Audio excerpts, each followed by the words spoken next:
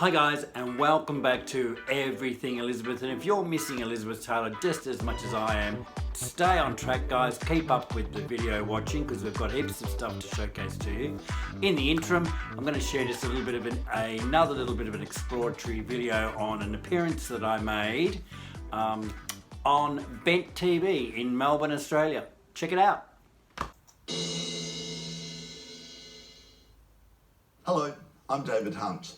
My very special guest today is somebody that I've known for a long time because he's been collecting a particular artist, a legend of screen and stage.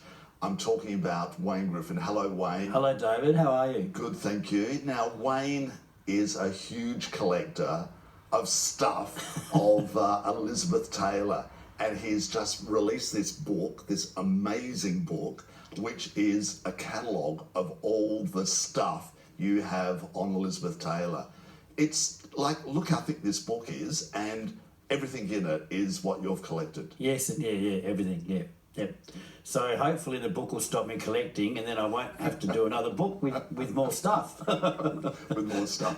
When did it start? When did this obsession with Elizabeth Taylor start? Oh, cool. Back in about 1986, somewhere there. Right. You know, just collecting magazines and watching her on some of the movies. And So, as a little kid growing up, were you infatuated by her in National Velvet? No, well, I didn't know who she was. Oh. No, it wasn't until my teen years when I started hearing stories with Mum and Dad would go to some of her movies when they were dating that I found out who this woman was. So they would say, oh, if you like her, watch this movie, watch that movie, and I got sucked in. The fact is that she's almost like the reality stars on TV, and I don't want to mention their names, one family in particular, because of all the marriages she had, and just with Richard Burton alone. How many times did they marry? Oh, they married twice. They married twice. Yeah. And all the arguments, those famous arguments you used to hear. But how many other marriages were there? Well, there was 8 altogether. Whoa. Yeah. Whoa. So they say, though, she only married the people she loved. So realistically, she only had 8 partners, I guess, in reality, Right. if that's how you wanted to look at it. Yeah. And of course, she was really famous with her fundraising for AIDS when it was the epidemic was at its height. Yep. And like legendary. Do you know how much she raised in those days? Well, look, I think to date she's raised more than $600 million. Whoa. Yeah. Whoa, that's absolutely huge. Which is isn't it? amazing. Yeah. Now, with your collection, what was the first thing that you actually purchased of hers? First thing I purchased, goodness me, I think it was a pair of elbow-length Lycra gloves. Right. Worn by her in Butterfield 8. Yep. And also used to sign her contract for Cleopatra. Right. Oh, wow. So how did you find out about it? Because it would have been back before YouTube and all the technology now. Just scanning magazines and scanning, sometimes just getting information coming to me more than me searching. People finding me and knowing that I collect items. Right. Maybe thinking that I would like to add that to my collection. So over the years, there are dresses. They're not just like a pair of gloves or a handbag. There's dresses. How many dresses do you have? 20 to 30. So they wouldn't have come cheap.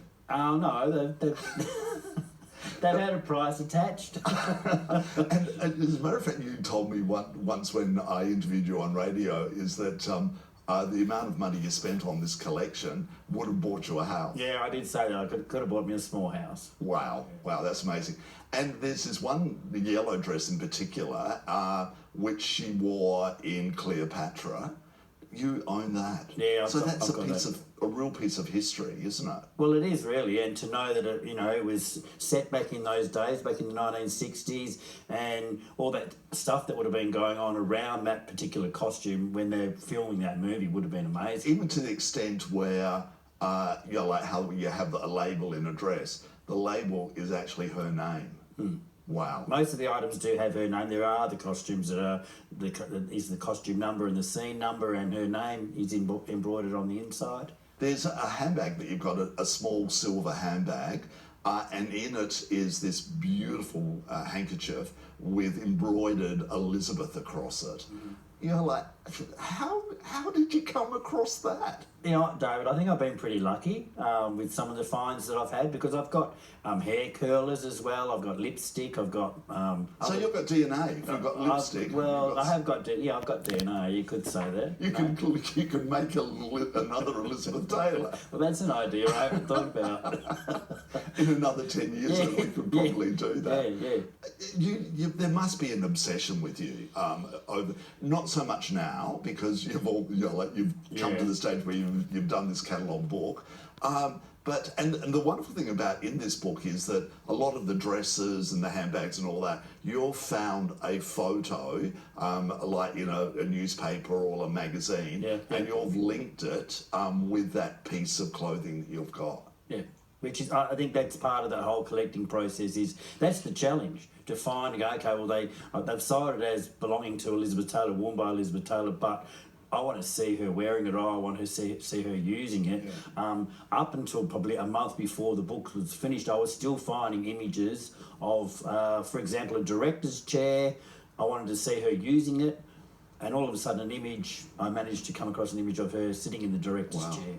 So, this obsession, as I mentioned earlier, what does people like your parents think and close friends? Do they just shake their head and go, what? Well, my mother thinks I probably roam around the house in Elizabeth Taylor clothes, which... Well, she was quite tiny. She's very small, 5'2", so very small waist. There's no chance I would fit into any of those things. Because I've been doing it for so long, I don't see the coolness of it as much as... Other people are still saying, oh, how cool, how cool, how cool. And I guess it's sort of a pretty cool thing to have. A couple of years ago, in the Midsummer Festival, you actually had a small display of some of the items. Yeah. What was that like, letting the general public see into your world of Elizabeth Taylor?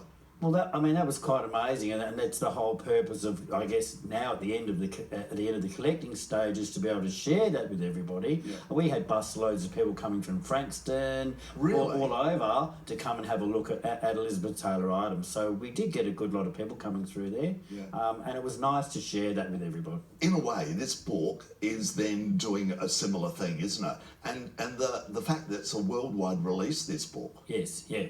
Yeah, so it is. It's actually sharing. I've even had a couple of comments from fans saying, totally amazing that you are willing to share your collection, because collectors are funny about things they collect. They don't like to sort of let people know too much about what they have or whatever. They're a bit weird sometimes. Yeah. And even to the extent over the years when she was alive, that you got the odd letter from her.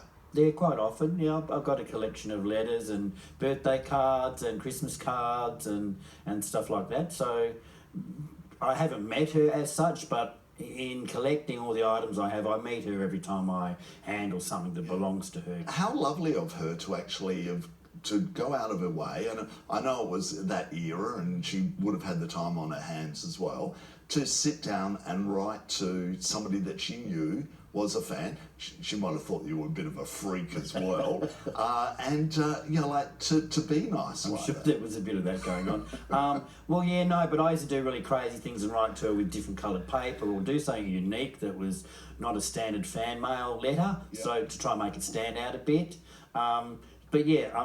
That's the old Hollywood. Yep. People do take time to respond to fans and you know what I mean, and they appreciate their fans. I think today is a bit different. Of course it would be. Do you know other collectors like you? There's a few overseas that I know. There's a couple in Australia that I know. Yeah. Would you have the biggest collection in Australia? Well, they say to me, "Oh, look at my collection; it's huge." And I mean, I've seen collections that have 3 items in them, and they're not huge. 3 items. Yeah. So it has been recorded as one of the largest collections in the world. In the world, wow. Putting this book together, how many pieces did you count it? Because you would have had to have, I suppose. Well, I sort of lost track because people were asking me that question: how many have you got? How many have you got? And I mean, I estimate probably 10,000. But that's including, you know, movies. That's including scrapbooks and all magazines and all types of things. But the personal part of the collection, you're looking at probably 120 specific items that sit in there. Right. Okay. Even to the extent where you had this ashtray, because back then, you know, everyone smoked. I didn't, thank God. And it's a beautiful silver ashtray, and her name's engraved across the middle of it. Yeah. That was when she was about 40. Her and Richard Burton shared a house in Mexico, in Casa Kimberley it was called, with a bridge, and if he was naughty, he got sent across the bridge. But and it's engraved with her. She's obviously written her name and said, okay, I want an ashtray of my own. Yeah. So he's gone off and had an ashtray made by this silversmith who creates other stuff. I think he made a belt for Michael Jackson at some stage. Right. Well, she was good friends with Michael Jackson too, wasn't she? Yeah. They were great friends. They would often be seen at movie openings and gala stuff events together. and things, Is there one, and I know you've got jewellery as well, and she was famous for her jewellery, and even to the extent that the ring that Richard Burton, that huge ring, you've actually got a copy of that. Yeah. But some of the jewellery you've got is pretty extensive, and that would you know, were they copies that you've got? No, well, obviously the ring is a copy because it's like an $8 million ring, and I don't have that much money, obviously. Some of them are no, they are actually hers. Like I think there's a green emerald brooch that was bought by Mike Todd when they visited Australia in 1958. They came to Melbourne. It's Austrian crystal, but it was made in Australia, so that was a gift to her then. There's a few other things that she'd worn on stage that were gifted to people. Obviously, when she first became famous, she didn't have a lot of money to buy really fancy, over-the-top jewellery, so she used to go to places like Kramer of New York, who used to make rhinestone jewellery for celebrities to wear, which is really almost like the real thing. Yep. Yeah. What one thing in the collection that you think is your prized possession? Is there one? Oh, it's always a difficult question, that That's one. like, which baby is your favourite? Well, I mean, it depends on what mood I wake up on, I suppose, on a particular day. I mean, you know, I've got an ice bucket, a crystal ice bucket, that's pretty special because it's like, I think for me, whatever the favourite piece is, it's got to have an association with what's been going on around it. So if you look at something that's used for entertaining, for example, like an ice bucket, Yeah. then you just got to go, man, you know, how many stories could this ice bucket tell? Have you ever used that ice bucket? I actually have. Yeah. You're not frightened that you're going to wreck it or anything? No. Not really. Well, Like, it's you an ice can't really. bucket. It's an ice Yeah. bucket. Yeah. But what about some of the dresses? Because you're like that one from Cleopatra that when you bought it, when I showed it to me, it was just rolled up, you know, and then you unfolded it, and there's this amazing yellow dress. You don't treat them with a lot of respect. I'm not a curator by trade, you know, David. But no, they are kept in mothballs. They are kept in zipper bags and mothballs and stuff like that. I do steam them on occasion if I'm presenting them to certain events, but ultimately at the end of the day they're going to get crinkled up again. So Yeah. So what would you like to do with this collection at the end of the day? You know, like say, and you know, like obviously you're not even thinking about wanting to give it away or, you know, like start selling it off.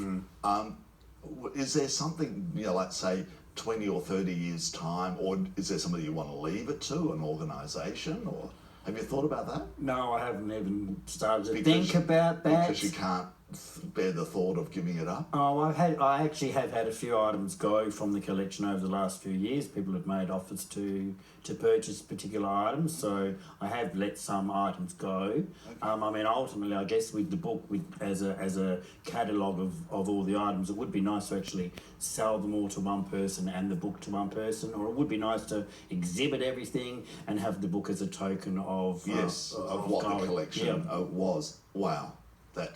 Is there still the hardcore collectors out there for Elizabeth Taylor? Yeah. There is? Yeah, there are, yes. Yeah. Including yourself? Yeah. Would you buy anything more? I know there's a few things coming up. Oh, look at the look on your face.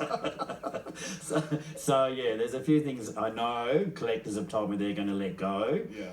Because collectors don't tend to let go of a lot of her stuff once they have it. Yeah. It seems to sort of disappear, so to speak, but Yeah. obviously they keep it. Yeah. But there's a few things coming up. I think a couple of gowns and costumes from Elephant Walk and things like that. So Right. I don't know. We'll see. Right, we'll see. Wayne Griffin, thank you so much for chatting to us today. What's the book called? It's called Dame Elizabeth Taylor Shades of Violet, a story told in memorabilia. So it's quite unique. It's not a biography as such. It still tells her life, but we use the memorabilia to also expand on that. So it's Awesome. a great read. And thank you for sharing it in this book. Thank you, David. It's wonderful. Yeah, thank you for having me on. A pleasure. I'm David Hunt. We'll see you soon. For those of you that have made it through to the end, thank you guys. Thank you for participating, subscribing and liking, and thank you for missing Elizabeth Taylor just as much as I have. So I hear you say, well, what is he going to showcase in his next video? I'm going to keep that one a secret and a big surprise. So keep an eye out for it. And once again, thanks guys for joining the channel.